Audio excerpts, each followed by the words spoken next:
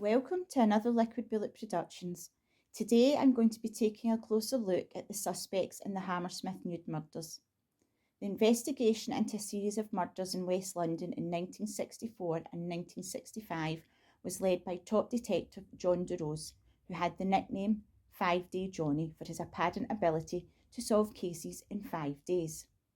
DeRose was called in from holidays to take charge, and he mobilised hundreds of officers.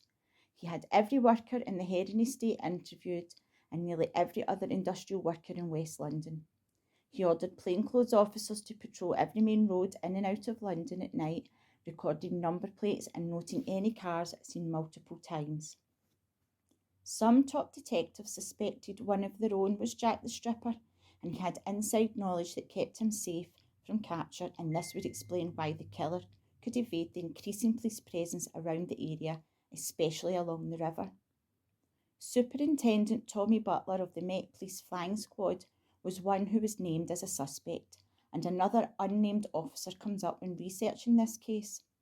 There was also rumours too that one of the other suspects, Freddie Mills, was committing these murders alongside a serving police officer. There is not any evidence really to support any of these theories. Detective DeRose had a theory too, of a small man who perhaps worked as a spray painter or night worker who had knowledge of a secure lockup or similar property. His prime suspect was Mungo Ireland. The other two suspects were caretaker Kenneth Archibald, who falsely confessed to the murder of 25-year-old Irene Lockwood, and the most recent suspect put forward by Professor David Wilson is Welsh convicted child killer Harold Jones.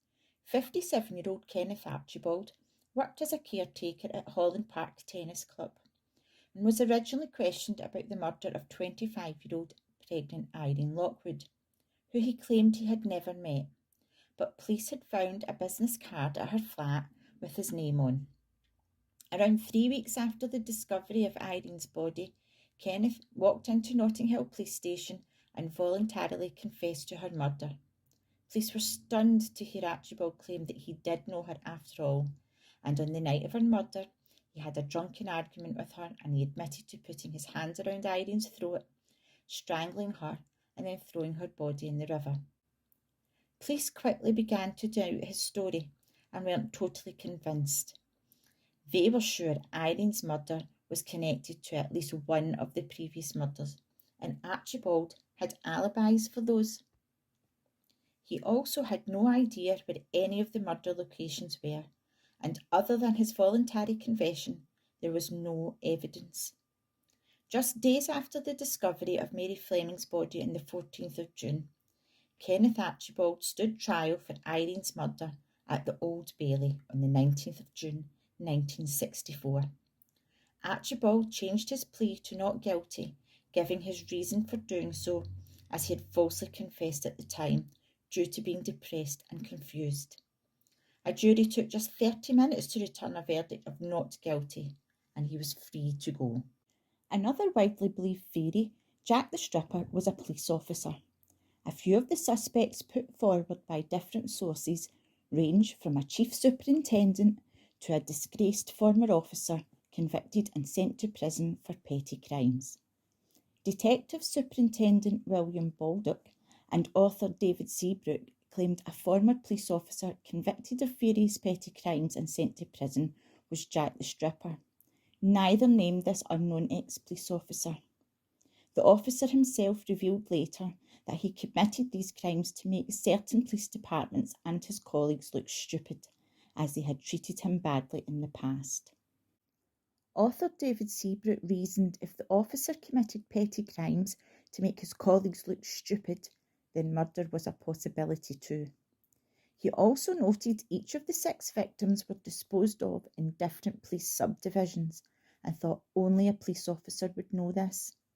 Again, there is no evidence to point to this officer being Jack the Stripper, and recently he was identified as DC Brian Cushway. Superintendent Tommy Butler of the Met Police Flying Squad was also named as a suspect in the 2002 book The Survivor by Jimmy Evans, a former criminal turned whistleblower. There's no evidence or links to the murders and Superintendent Tommy Butler.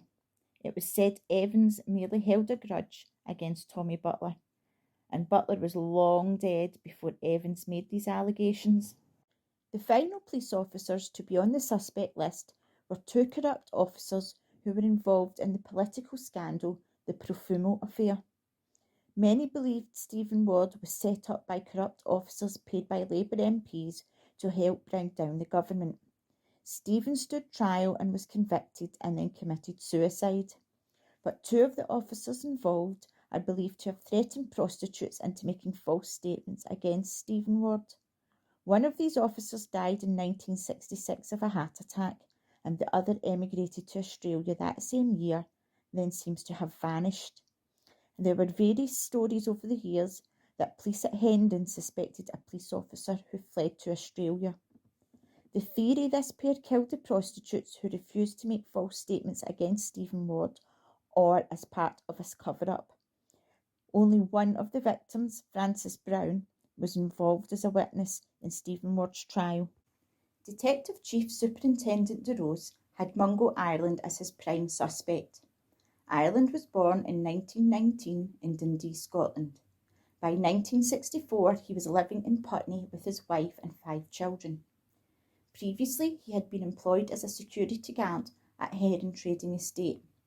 There is also a claim that I have been unable to substantiate. Ireland worked briefly as a police officer before quitting after being passed over for a detective post. At the time Bridget O'Hara went missing, Mungo Ireland was said to be working as a foreman cleaner for Jute Industries Limited in his native Dundee, and he didn't return home to his wife and kids in Putney until the day before Bridget O'Hara's body was found dumped near a storage shed behind Heron Industrial Estate in Acton. Official police inquiries in 1965 concluded that Ireland was in Scotland working at the time. Chief Superintendent DeRose held a series of press conferences announcing he was narrowing down the suspect list, and he suggested that he was down to 3 suspects. It's possible Ireland thought this statement meant police were about to arrest him, as he knew he was already under surveillance.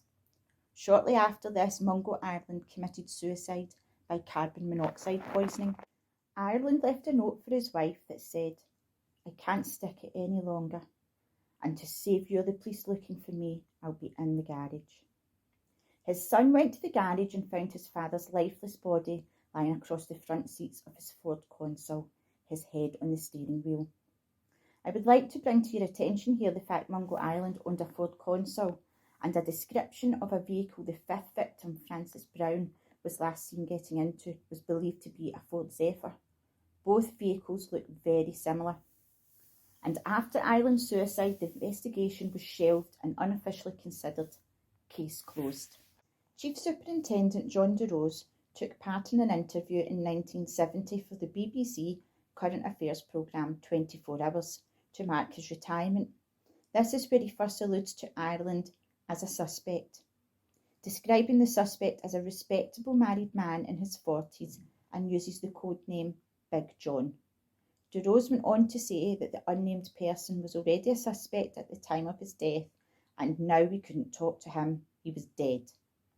Author David Seabrook wrote in his book that John DeRose framed Ireland and exploited the suicide for fame and glory. There's no evidence to connect him with any of the prostitutes or place him in a position to abduct them.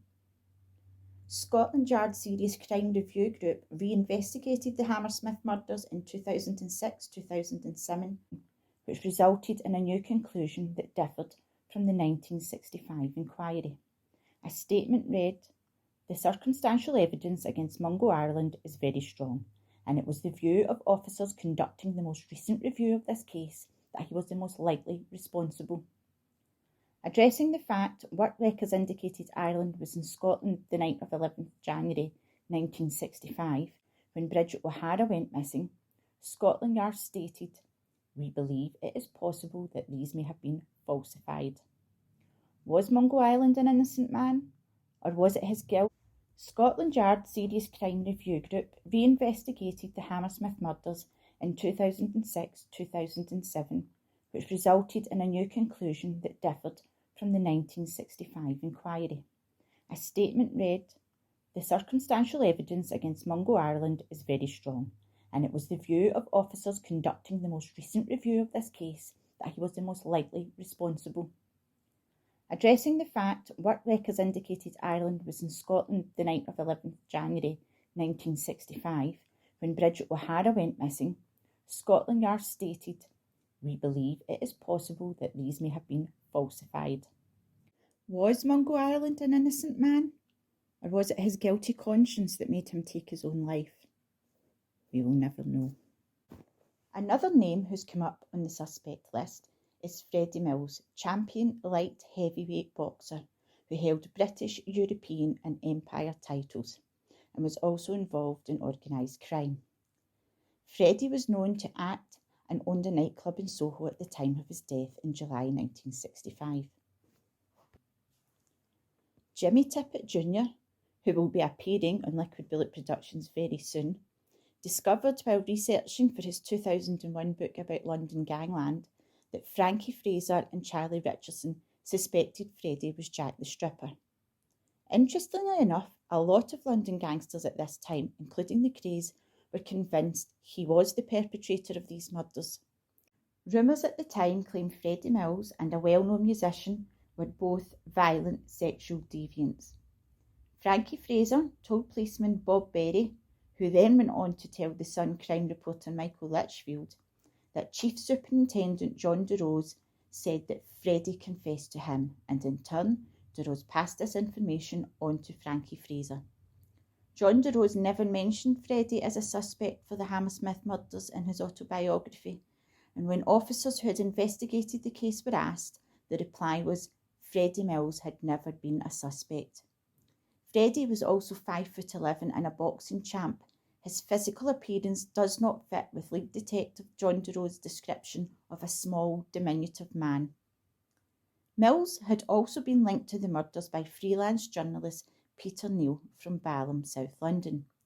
He told police in July 1972 that a serving chief inspector told him in confidence that Freddie Mills was Jack the Stripper, and it was common knowledge.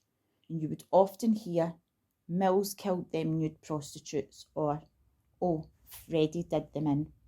Freddie's death did coincide with the killings stopping in July 1965. Freddie Mills was found shot dead behind the back of his Soho nightclub in Goslet Yard. The circumstances very suspicious. He was found in his silver Citroen, his body slumped on the back seat, a single bullet wound to his right eye, and a Fairground rifle stood upright next to his legs. A coroner ruled suicide, but this has never sat right with his family or people who knew him. Rumours surround his death, alleging he was murdered on the say-so of Mayor Lansky as he was making threats towards boxing promoter Benny Huntsman, who was involved with Lansky's club, the Colony Club, and Huntsman was Mayor Lansky's British connection for mob business here. Soho 50 years ago was very different than today, and it was a breeding ground for prostitution and racketeering. Criminal gangs went about their business with impunity, aided by corrupt police. One such officer happy to look the other way was Detective Chief Inspector Wally Virgo, an officer involved in investigating protection rackets, who himself received a 12-year prison sentence for corruption, which was finally overturned on appeal. Virgo, along with other corrupt officers, investigated Freddie Mills' death and had typed up reports shortly after Mills' body had been taken to Middlesex Hospital. The reports stated, "Found in a car with a rifle. I am almost certain it will resolve itself as suicide." Freddie Mills' death shocked a nation, and the true events of that evening remain unknown. He may have been involved in a lot of legal and illegal activities too, but there is no evidence to support the theory he was Jack the Stripper. The final and most recent named suspect is Welsh convicted child killer Harold Jones. Professor David Wilson investigated Jones in a BBC documentary in 2019, alongside former detective Jackie Milton and forensic psychologist Professor Mike Berry, where they name him as a viable suspect for the Jack the Stripper murders. Fred Dynage's murder casebook on the Crime and Investigation channel also put forward a theory that Harold Jones could have been Jack the Stripper. At the age of 15, Harold Jones was convicted of killing 2 young girls in his hometown of Abertilly, South Wales, in 1921. The death penalty was not applied because of his age and instead was given a life sentence. He was released from Wandsworth in 1941 at the age of 35.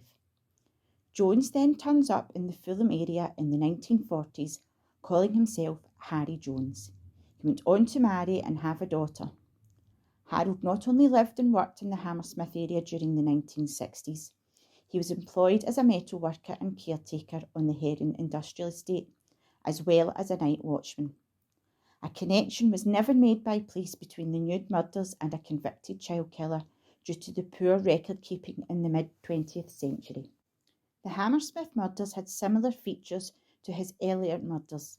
He strangled 8-year-old Frida Brunel to death and he stoned his other victim, 11-year-old Florence Little, after killing her. His choice of victims were small and vulnerable, just like Jack the Stripper's. Harold Jones also fits the physical description John DeRose gave, a small, diminutive man. Coincidentally, the Hammersmith murders stopped at the same time Harold Jones was diagnosed with bone cancer, which he ultimately died from in 1971. Harold Jones was also suspected of the murder of Muriel Drinkwater in Swansea in 1946. This case was dubbed the Little Red Riding Hood murder. Jones was cleared of this murder in 2019 by DNA, using a 73-year-old semen stain found in Muriel's jacket and compared by experts to Harold Jones's DNA. In January 2019, Detective Chief Inspector Jackie Moulton and Sergeant Alan Jackson were willing to reinvestigate the case and handed in a copy of the documentary to Scotland Yard. At the same time, Neil Milkins, a consultant for the BBC who has spent 13 years researching the Nude murders, requested the Met reopen the case. His request was denied. 13 months later, the Met replied and a Detective Constable Adam Bailey wrote, "To link Harold Jones to any murder other than those from which he is convicted is purely speculative and without any evidential basis. Just like the East End's Jack the Ripper, the West End's Jack the Stripper's identity remains unsolved, with many people having many theories. It's likely we will never know." Following on from the Nude murders, we have exclusive interview coming up on Liquid Bullet Productions with Jimmy Tippett Jr., who's going to tell us not just his own story, but share his dad's story too, and the involvement in the Freddie Mills murder. Don't forget to give our content a thumbs up, subscribe to the channel and set the notification bell so you don't miss any of our up and coming content.